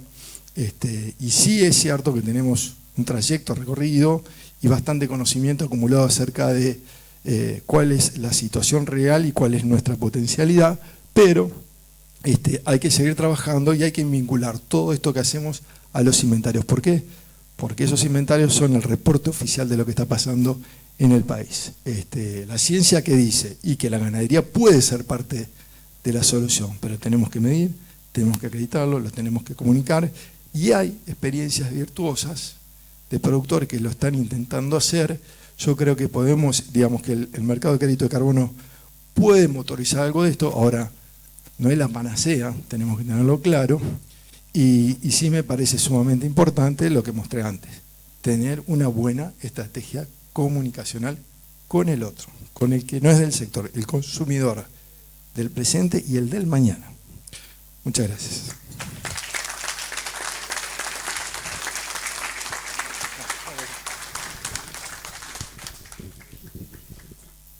Muchísimas gracias, Mauricio. La verdad que nos dejaste con un montón de ideas, incluso de cómo empezar a actuar.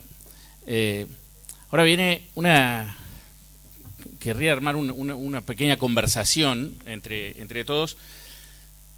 Viendo este espacio está formado en una parte muy importante por líderes de diferentes sectores. Están las comisiones directivas de asociaciones rurales de diferentes países y diferentes regiones, desde la política.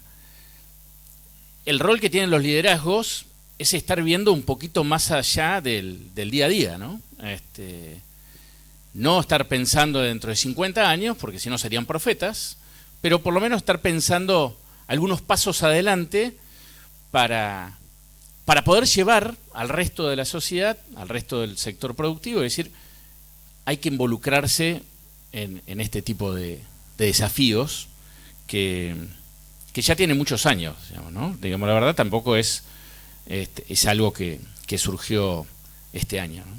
Entonces, con toda la investigación que está pasando en diferentes escalas y para la adaptación, para la mitigación, y viendo lo que está pasando en los diferentes países, me gustaría que nos ayuden a pensar por qué un productor debería interesarse en el desempeño ambiental de su predio, más allá de que su predio no se degrade? ¿Cuáles serían las razones que ustedes esgrimirían para que los líderes que están acá les puedan decir a los productores si es importante pensar en el desempeño ambiental de cada uno de los predios, incluso con las externalidades? No sé si, José, querés empezar y después le vamos a pasar a Fernando. Bueno, tenemos una serie de micrófonos, así que... A ver, pero la van a dar allá. Sí, parece que sí. Genial. Bueno, no lo sé muy bien qué es lo que hay que decirle, pero a mí se me ocurren algunas líneas. Primero que la sociedad local, regional, nacional y global está mirando lo que pasa en relación con la sostenibilidad. Y eso es algo que, no se puede tapar con nada. Y lo está mirando desde distintas perspectivas. Como mostraba Mauricio, a veces impugnando sin muchos elementos, modificando pautas de consumo, poniendo barreras pararancelarias, estamos involucrados en compromisos internacionales que tenemos que cumplir. Y la posibilidad de cumplir con todas esas cosas, con los compromisos internacionales, con responder a las demandas de los mercados, tiene que ver con el agregado del comportamiento de actores individuales que están produciendo. Y bueno, en ese sentido, me parece que eso pone un imperativo en conocer cuál es la situación en la que cada uno se encuentra, comparándose contra sí mismo en el pasado, comparándose con otros sistemas de producción, mirando qué hace el otro que le va mejor y que le va peor, y promoviendo esas transiciones en lo personal y en lo regional. Me parece que hay otra... Hoy comentábamos con Cristian, hubo una encuesta que hicieron en FUCREA, en los grupos CREA en Uruguay, capaz que hay algún miembro del grupo CREA de Uruguay acá, hace un par de años, y las problemáticas ambientales aparecían en el tope de la lista, ¿no? O sea, eso mismo que vos planteabas para el Foro Económico Mundial, aparecían en las preocupaciones de los productores. No voy a hablar, estoy reproduciendo una encuesta que leí, acá cada uno tendrá su opinión, y lo que a mí me llamó la atención de eso es que había, cuando le preguntan por qué está preocupado por el tema ambiental, y lo que más les preocupaba era un interés genuino por la preservación de los recursos, lo que le voy a legar a mis hijos y a mis nietos, y no necesariamente la posibilidad de encontrar un precio diferencial o de acceder a un mercado. O sea, hay una preocupación también genuina por pegar ese salto. Me parece que varias veces se esbozaron las críticas a los movimientos ambientalistas. Los movimientos ambientalistas, es cierto, han dicho algunos disparates, pero han forzado a que modifiquemos la conciencia en muchos aspectos. O sea, nos han generado una introspección en relación con los sistemas de producción, con cómo los expandimos, con una cantidad de cosas que hacemos que a mí me parece que cambiaron valores en la sociedad. Y eso también nos tiene que mover a mirarlo. Buenísimo. ¿Fernando? Bien, graças a todos. Acá agora estou com o sombreiro do Ministério da Agricultura de Brasília. Não estou falando por IICA, vou falar um pouco de agricultura e ganaderia de Brasília. Ayer tive um problema em uma lista de WhatsApp de amigos.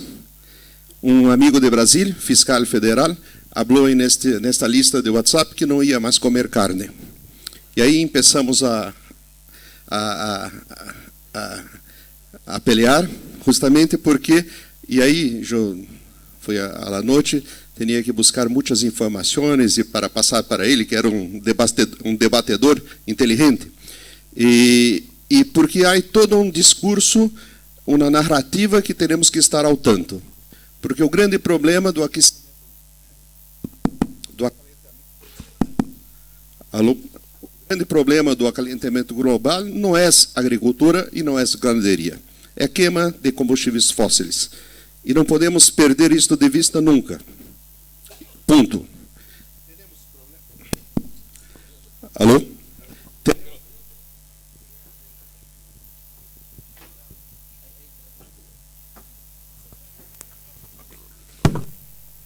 Teremos problemas? Claro que temos. Câmbio de uso da terra. Eu vou falar. Grande parte dessas emissões de Mercosul são de Brasília. E grande parte são por deforestação de Amazônia. Este é um problema que nós outros temos que enfrentar. E isto impacta em câmbio de uso da terra. E nos índices de IPCC, a FOLU, Land Use, é impactado por câmbio de uso da terra. E mira, para mim, o que devemos fazer? Acreditar cada vez mais em ciência, tecnologia e informação. E inovação. Por quê? É justamente com isso que vamos poder cambiar absolutamente os nossos sistemas produtivos. Mira, estou falando de Brasil, de um país que hasta na década de 70 era importador neto de alimentos. Importávamos arroz de Tailândia, importávamos trigo de acá, todavia hoje importávamos carne hasta de la Rússia, importávamos poroto, importávamos todo. E hoje o Brasil exporta para todo o mundo, é o mais grande exportador de produtos de agro do mundo. Então, cambiamos todos como? Com tecnologia, com inovação, com muita ciência, com Embrapa. E acá estou em um bloco de investigadores. Aliás, tem muitíssimas informações interessantes acá. Maurício, creio que o grande tema hoje de ganaderia, do tema de metano, de IPCC, é cambiar as métricas de IPCC. IPCC da ONU, estão todos ao tanto disso? Que é o organismo da ONU que cria os índices que nos fazem nossas medições. E quando computamos as emissões de agro de Brasil, de Argentina, de Uruguai, de Paraguai, pela métrica de IPCC, somos negativos. E quando hacemos pelos nossos índices, somos carbono positivo. Compreende? Então temos que cambiar isto, não só para a ganaderia, mas também para a agricultura. Há temas como siembra direta, que a IPCC não reconhece em Brasília, em Argentina, em Paraguai, Uruguai, mas reconhece em Estados Unidos. E acá consideram um business as usual. Então, há uma série de coisas que nós outros temos que nos juntar em Embrapa, no âmbito de Processur, Embrapa, INTA, INEA, e nos juntar e levar nossos estudos, nossos números para a IPCC, para demonstrar que nós outros hacemos uma agricultura distinta. Não podemos. Estive em 2000, a COP de Glasgow, eu fui representando o Brasil em Glasgow. E uma semana antes fui invitado para uma charla em Dinamarca, em Copenhague. E estou com uma série de investigadores. Mira, como se pode comparar uma agricultura de Dinamarca com o Brasil? Usam 90% de sua terra. É absolutamente desproporcional. O Brasil usa uma parte insignificante de sua terra. Então, nós outros temos que nos juntar com muita ciência, com esses estúdios daqui, e falar juntos. E falar em BOC. E acá temos Fernando Vilela, que é o presidente de CAS, que é o Conselho Agropecuário do Sul, que junta todos os ministros de agricultura dos países do Mercosul e podem falar juntos. Bien. Buenísimo. Ok. Gracias, Fernando. ¿Cómo...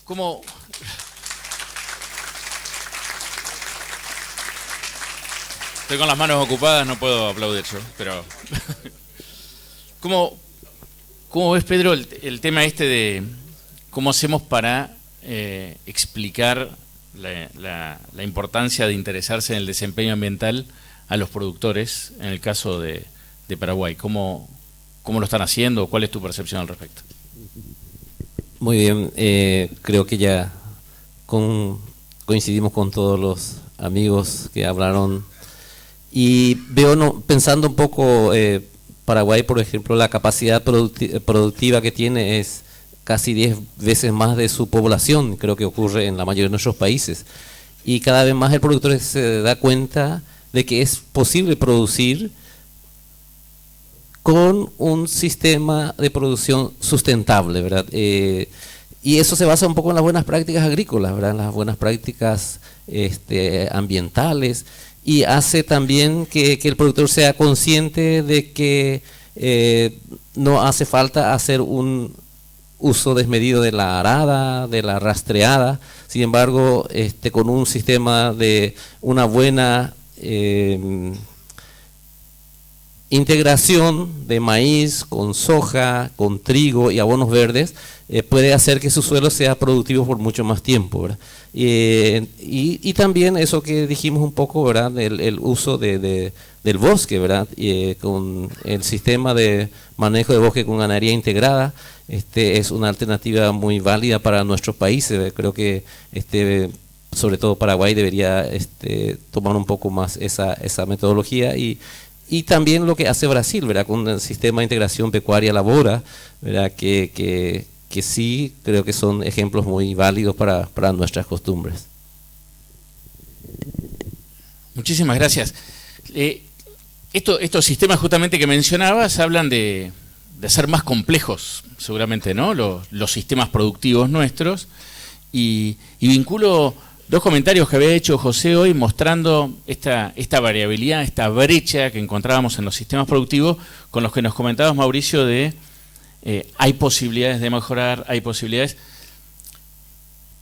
La pregunta es tan así que es posible mejorar la producción al mismo tiempo que mejoramos el desempeño ambiental? ¿Cómo lo hacemos? ¿No? Porque muchas veces los productores, uno está solo en la producción y está medio abrumado por todos estos desafíos, con campañas publicitarias muchas veces en contra. Independientemente de eso, ¿cómo hacemos para tomar decisiones para mejorar? ¿Es posible compatibilizar ahí ganar? Sí, por una cuestión de tiempo, yo no puse ese listado de tecnologías, tenía un compilado de listado de tecnologías y cómo impactan en la situación ambiental, ¿no? ¿De qué estamos hablando? De algunas que tienen que ver con el ciclo, pasando por ejemplo de cría a recría y terminación, con un encierre cortito, de suplementación estratégica en los puntos del ciclo de producción que no tienen compensación posterior, destete precoz versus tradicional en algunos casos, cuando tenemos emergencia, mejoramiento de pastizales naturales, incorporación por ejemplo de buenas prácticas en cuenca de salados con festuca e intersiembra con lotus, incorporar leguminosa que tiene alto contenido de taninos como el lotus, sobre todo en la parte de bajos. Estamos hablando de todas esas cosas, y cuando se mide la respuesta en términos productivos y en términos de emisión, nos encontramos con que aumenta la producción, baja la emisión. La emisión medida como intensidad, o sea, la cantidad de kilogramos de dióxido de carbono que emitimos por kilogramo de producto, en este caso animal en pie. Así que es ganar. Y son todas tecnologías que ustedes ya conocen y manejan. No le estamos trayendo nada excesivamente novedoso o difícil de aplicar. Entre 20 y 30% de mejora en emisiones, y con las mejores tecnologías hasta un 40%. Por ahí no, digamos, lo más novedoso que uno podría citar es el uso de algunos aditivos, ¿no? Propóleos, aceites esenciales, modificadores de la fermentación ruminal, algunas investigaciones en torno a microbiota, y sí, y en esto pasó un chivo, déjame, el tema del mejoramiento genético para consumo residual y eficiencia es algo que también promete bastante, y en Argentina ya tenemos 5 estaciones de consumo residual en el INTA, a las cuales se le suman la Universidad de Córdoba, el CENAP de Biofarma, algunos productores particulares, y empezamos efectivamente a trabajar en ese tema y a medir metano. Ahora, si ya lo estamos haciendo, digo, y son prácticas conocidas, ¿cuál es el desafío? Bueno, el desafío para mí fundamental es medir y acreditarlo. Medir y acreditarlo, ¿tá? Porque son cosas que ya estamos haciendo. Lo que tenemos que tener claro es que no alcanza con la mera declamación para ir a ganar mercados, ¿no? Y después, respecto a la primera pregunta, también hay una cuestión ética, como decía José, dejarle un futuro mejor a nuestros hijos es parte, y ahí digo, vuelvo a recalcar y a revalorizar el rol de ustedes, como parte de la solución, no como parte del problema. Excelente, muchísimas gracias. Fernando nos traía algo que conocemos y que sufrimos y que vivimos todos los días, que es esto de que en el mundo complejo en el cual estamos, parece que lo que nos conduce y las opiniones que tenemos están más basadas en narrativas que en datos de la ciencia, ¿no? Muchas veces las narrativas cobran un valor enorme en los relatos, ¿no? Acá el relato está un poquito en desuso la palabra, pero narrativas podemos utilizarla. He tenido la oportunidad de estar en varios eventos de la Conferencia de las Partes de las Naciones Unidas, donde van 35.000 personas, asisten para discutir año a año cómo cumplir con París y cómo resolver la cuestión del cambio climático a nivel global, y son todas narrativas, ¿no? Son todas narrativas. Y en esto lo que les quiero consultar es si ven espacio a nivel regional, porque también una de las percepciones que he tenido es que cuando vamos como países individuales, muchas veces perdemos peso específico para construir esa narrativa. Si ustedes ven posibilidades de generar la evidencia científica entre nuestros países para construir una narrativa basada en ciencia y que de alguna manera dé soporte a esto que decías, Mauricio, solo no puedo ir a explicarle al mundo, sino que nos permita llevar esta mirada a otro nivel, ¿no? Poder tener los datos que den soporte a todas estas impresiones y muchas veces experimentos que ya tenemos. Entonces, arranco con vos, Mauricio, y vamos para allá. Yo, digamos, dos cosas. Es posible, es necesario, y el otro, estamos en tarea. ¿Qué quiero decir con esto? Bueno, claramente hay evidencia en todos los países de que esto es posible. Lo que pasa es que muchas veces esa evidencia está dispersa. Y también hay que entender cómo se maneja la información en los think tanks, ¿no? De donde después salen posibles regulaciones comerciales de corte ambiental, y ahí, si uno va a ver lo que sucede con países europeos, con Estados Unidos y demás, van con tropas de investigadores. Y nosotros a veces tendemos a valorar poco esos espacios, y a valorar poco la contribución que nuestros científicos pueden hacer en esos espacios.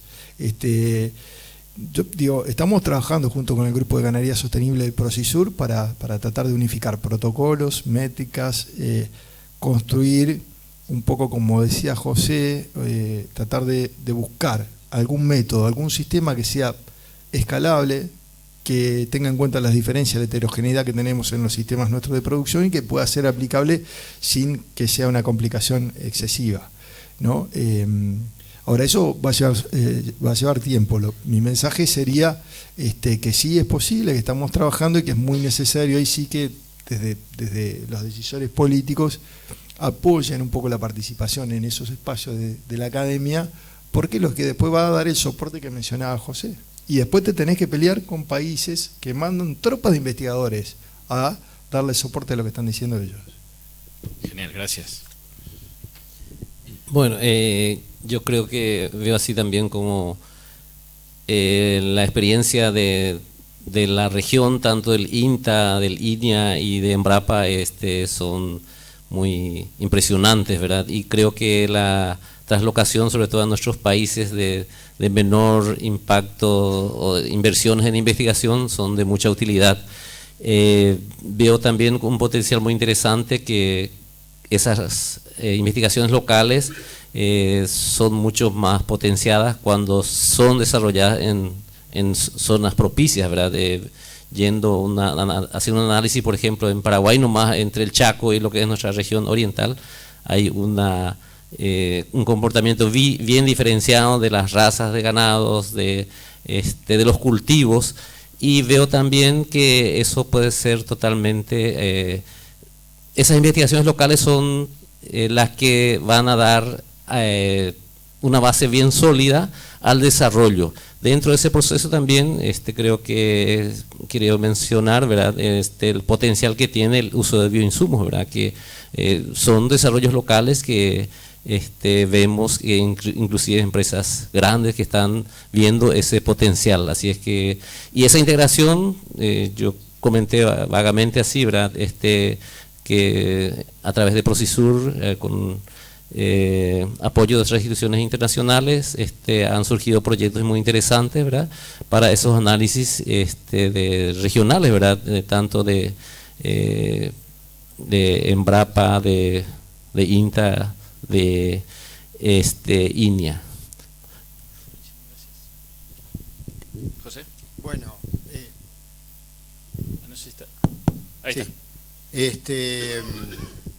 Creo que sí que hay que construir esas narrativas. Yo no veo alternativa a construir narrativas que no estén basadas en evidencias y en una argumentación lógica sólida para hacer eso. Digo, sí o sí lo tenemos que hacer. No es tan fácil hacerla, por varias cosas. Recién Mauricio usó una expresión, tropa de investigadores. Nosotros no tenemos tropa de investigadores. Nosotros tenemos en el Mercosur un sistema de ciencia y técnica débil. Si uno lo mide en términos de investigadores por cada 100.000 habitantes, estamos 3, 4, 5 veces por abajo de los países que llevan esas tropas a la COP, a cualquier ámbito de negociación, o que contribuyen a aportar las evidencias, a argumentar, a soportar una política basada en ciencia para este tipo de cosas. Y esa es una realidad, y en la medida en que no la solucionemos, a mí me parece bien que nos exijan al INTA, al IPTA, a Embrapa y a INEA y a las facultades más. Pero hay un límite físico que tiene que ver con los recursos disponibles y particularmente las capacidades humanas asociadas al desarrollo de estas cosas. ¿A qué me refiero con capacidades humanas? Que para desarrollar esas evidencias la cosa funciona en Uruguay, en Argentina, en Paraguay, en Brasil y en cualquier lugar del mundo con un soporte de estudios de posgrado muy sólido y muy bien aceitado. Si nosotros no somos capaces de atraer a estudiantes para que hagan sus doctorados, sus maestrías, esa maquinaria se traba. O sea, la capacidad que tenemos los investigadores de poner en marcha experimentos depende de que contemos con gente que colabora, que no solamente hace el trabajo, sino que le pone la cabeza a estas cosas. Y ahí yo veo un cuello de botella, yo veo que estamos metiendo la pata hasta el caracú en ese sentido, porque no vamos a construir eso que dice Mauricio, que a mí me parece que es central y que es clave en hacerlo, porque no depende de científicos brillantes. O sea, los países que tienen mayor productividad e impacto en la industria, en el sector público, de su sistema científico, no son los que tienen científicos brillantes, son los que tienen más científicos. Hay una distribución más o menos normal en las capacidades del sistema científico.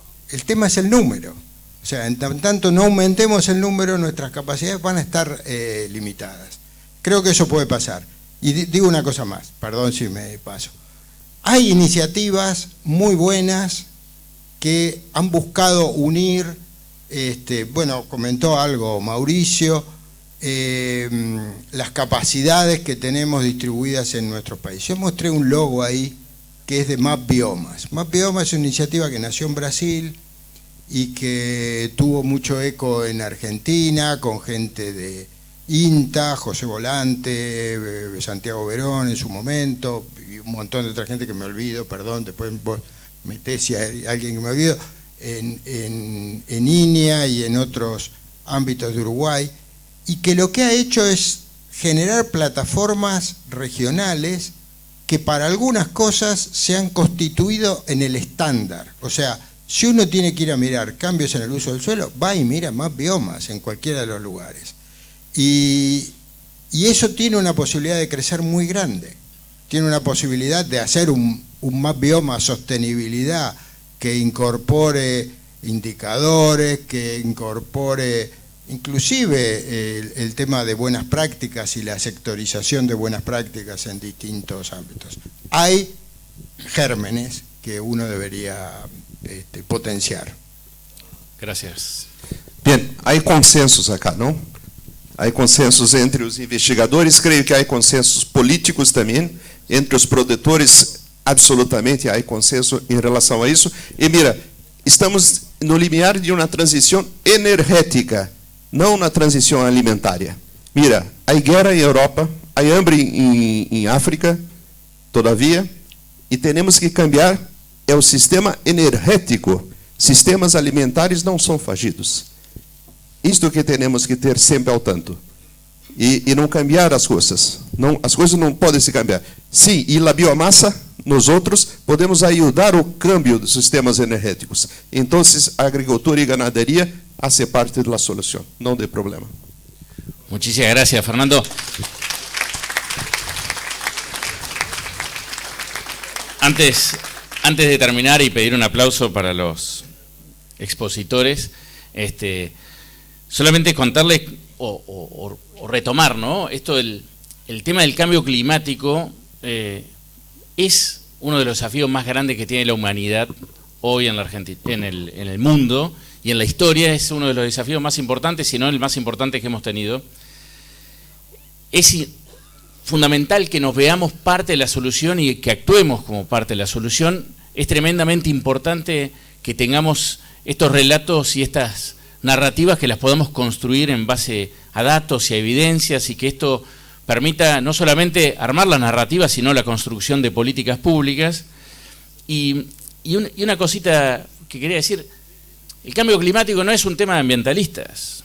El cambio climático es un desafío que tenemos todas las personas que queremos progresar, que queremos un mundo cada vez mejor. No es una bandera del ambientalismo, sino que es una bandera de toda la población que querramos que el mundo esté un poquito mejor. Muchísimas gracias y les pido un aplauso para los panelistas.